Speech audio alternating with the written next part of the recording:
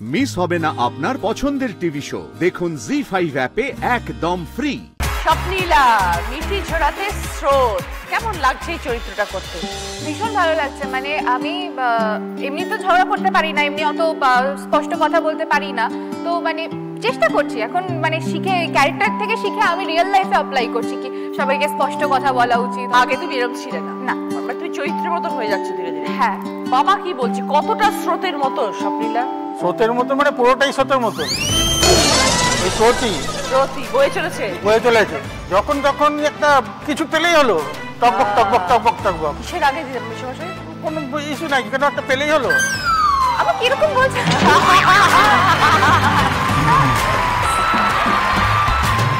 আপনাদের একটাই মেয়ে? দুটো। দুটো? ও কি বড়? বড়। ছোটবেলাটা কোথায় কেটেছে স্বপ্নীলা?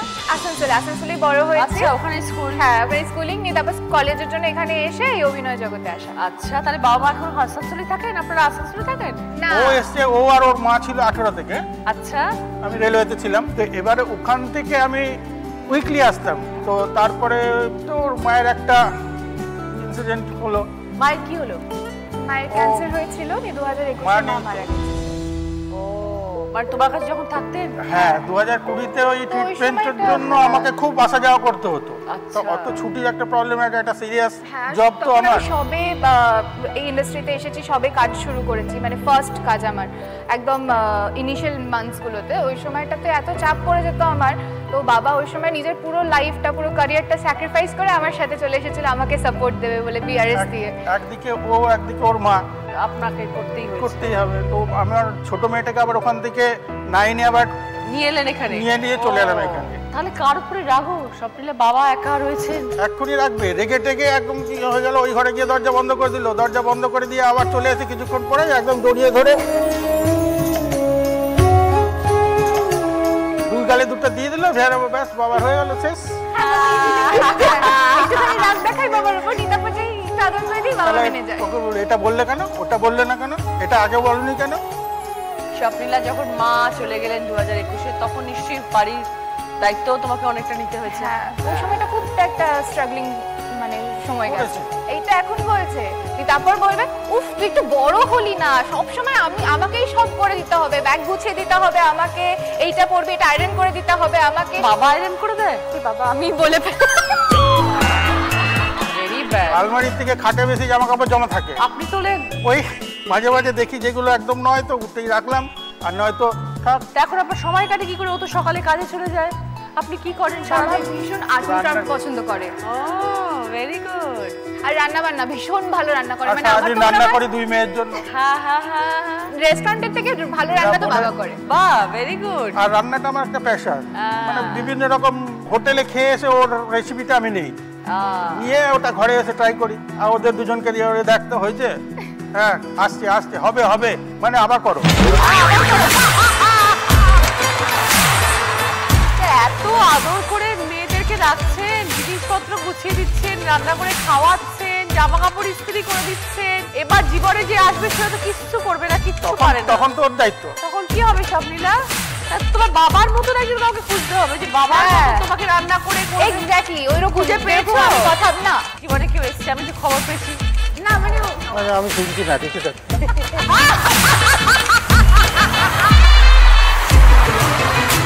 বাবা কান চাপা দিয়েছে, বাবাকে বলো। মুখে না বলতে বলে যদি ইশারাতে বলে, সেই জন্য কান আর মুখ দুটোই ঘুরিয়ে নিলাম। বাবা কিছু আলাপ করাওনি? ওরকম সিরিয়াস দিকে কিছু যায়নি, একটুখানি সেও তো অভিনয় করে। তার কথা বলছি, ও কতগুলো আছে। একজন অভিনয় করে, একজন অভিনয় বাইরে। সে ওরকম না, জানতাম না, আমি জানি অভিনয় করে। চমকে যাচ্ছে বাবা। তাহলে কে অ্যাকচুয়ালি? কেউ না, অ্যাকচুয়ালি কেউই না। এখন ভালো বন্ধু, এখন ভালো বন্ধু। দেখে নাও কার মধ্যে কি কি গুণ আছে। হ্যাঁ স্বপ্নীলা, আগামী দিনে নিশ্চয়ই কাজ নিয়ে থাকার ইচ্ছে আছে। I wish you all the best. একদম মন দিয়ে কাজ করবে, ভালোভাবে কাজ করবে, ভালোবেসে কাজ করবে। Thank you. মৌসুমীদি, বল আজকে আপনার করতে একটু বলুন, সেই যে এসেছিলেন, এই যে আবার এলেন, এই মধ্যখানে ট্রান্সফরমেশন। অনেক অনেক, এমনি আর কোনো ওকে নিয়ে কমপ্লেন নেই, কারণ এখন আমি ওকে বলে দিয়েছি যে এতদিন আমি তোমার পিছনে লেগেছিলাম, রাত্রিরও ঘরে থাকতাম। কিন্তু এখন তো 21 বছর হয়েছে, একা শুটিং এ যাচ্ছে, নিজে ড্রাইভ করে যায়। আমি বাড়িতে ওকে আটকাবো, রাস্তায় বা শুটিং এ গিয়ে কি করছে সেটা তো আর আমি দেখতে পাচ্ছি না। এবার আমি ওর উপর দায়িত্ব দিয়েছি যে ও নিজের লাইফটাকে কি করে এগিয়ে নিয়ে যাবে সেটা ওর দায়িত্ব নেই। ভুল হলে তোমাকেই পস্তাতে হবে। হ্যাঁ একদম। এটা এবার দেখলাম যে ওটা হওয়াতে ও নিজে বেশি সিরিয়াস হয়ে গেছে। ও যদি বুঝতে পারে যে না এটা আমি একটা ভুল হতে পারে, ও দেখি সেটা শুটিং এ বসে হলেও আমাকে ফোন করে জানায়। আবার খুব দুঃখ পেয়েছে, হয়তো শুটিং এ বসেই আমাকে কেঁদে কেঁদে বলছে এই এই এই। বাড়িতে যতক্ষণ আসবে সিঁড়ি দিয়ে উঠতে উঠতেই ওর কথাটা স্টার্ট হবে যে এই হয়েছে এই হয়েছে এই হয়েছে, মানে দুনিয়ার রাগ এসে তখন বাড়িতে চিৎকার চেঁচামেচি করে ওই রাগগুলো ঘরে দরজা বন্ধ। আমি মায়ের উপর রাগ দেখাচ্ছি না, ওটা হচ্ছে আমার যে রাগটা রয়েছে ওটা জাস্ট বের করে দিচ্ছি। কিন্তু প্রচুর রাত করে ঘুমোয়। কি দেখো আয়ুষ, সিরিজ বা সিনেমা এমনি আমার আর কি আফটার শুট এসে ওই রাত্রিবেলা টিভিটা চালিয়ে একটুখানি একটুখানি দেখতে খুব ভালো লাগে। মানে ওটাই মনে হয় নিজে একা রয়েছি পুরো টাইমটা, ওটা এনজয় করতে খুব ভালো। সকালে তোমার কাজে যাও, তাহলে কতক্ষণ ঘুমাতে পারো? যদি দেখি আর্লি কল টাইম রয়েছে সকালবেলা, তাহলে চেষ্টা করি 12টার মধ্যেই ঘুমানোর, কিন্তু তাও ঘুম আস্তে আস্তে একটা মিনিমাম বেজেই যায়। এবার ছুটি থাকলে সেটা 2, 3, 4টে, মানে হোল নাইট জাগার। হ্যাঁ মানে সোহেল যেমন ভোরে শুভ ঘুমোতে যায়, তুমি ওইটাই বলছিলাম যে 3টে 4টের সময় আমি ভাবছি যে একটু কথা বলতে ইচ্ছে করছে, কাকে পাবো? সোহেলদাকে পাবো না। তো আমি তো তোকে ফোন করে ফোনটা বিজি পাই। হ্যাঁ, সোহেলদা আমাকে কি করে ফোন করবে? সোহেলদার তো নিজের ফোন বিজি থাকে। সব দুজনে সব বলে দিচ্ছ। ছাড় না, বাদ দে না।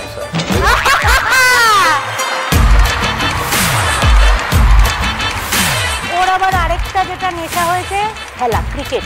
তাও সেটা ভালো। হ্যাঁ, ওই জন্য আমি আরো নিশ্চিন্ত হয়েছি। আর অফ টাইমে খালি ড্রাইভ, মানে আমার ড্রাইভ করতে খুব ভালো লাগে, তো আমি নিজেই গাড়ি নিয়ে একা বেরিয়ে যাই। সোহেল কখনো বসো না ওর পাশে গিয়ে? আমি তো চেষ্টা করি, হয় না, জায়গাটা খালি থাকে না। পেছনে বসতে হয়, কারণ সোহেলদার সাথে যে উঠেছে সেও তো সামনে বসতে পারছে না, তাকেও পেছনে বসতে হচ্ছে।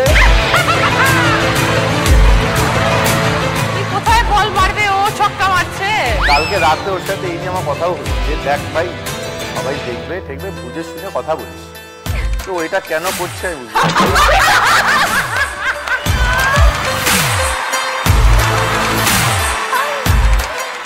আয়ুষের শরীরে কি অনেক দিনের বন্ধুত্ব? হ্যাঁ, মানে একদম ছোটবেলা 2009 কি 10 থেকে। তখন তো বেবি দুজনেই। হ্যাঁ বেবি। এখনো আমরা বেবির মধ্যেই করি। এখন অন্য লোকেরা বেবি বলে ডাকে, তাই জন্য নিজেকে বেবি ভাবো নাকি? এটা জাস্ট বলতে যাচ্ছিলাম। হ্যাঁ বল। হাত ধুতে যেতে হবে বলে বাবাকে ঠান্ডা জল হয়। যদি বলি মুখটা ধো, বলে বাথরুম থেকে একটু মগটা নিয়ে আসো না, আমি এখানে বসে মুখটা ধুয়ে নিচ্ছি। আমি নিয়ে যাই আলাদা করে। কি বলছেন? একবার যদি মুড়ে নিল তুমি যাবে না হাত ধুতে? না, তুমি হাত থালা রেখে হাতটা ধুয়ে আসো, এসে আমার মুখটা ধুয়ে দাও। Please Ayush, this is not acceptable. মা খাইয়ে দিচ্ছে এত, দ্যাট ইজ ওকে, সেটা ভালোবাসার জায়গা। বাকিটা খুব খারাপ।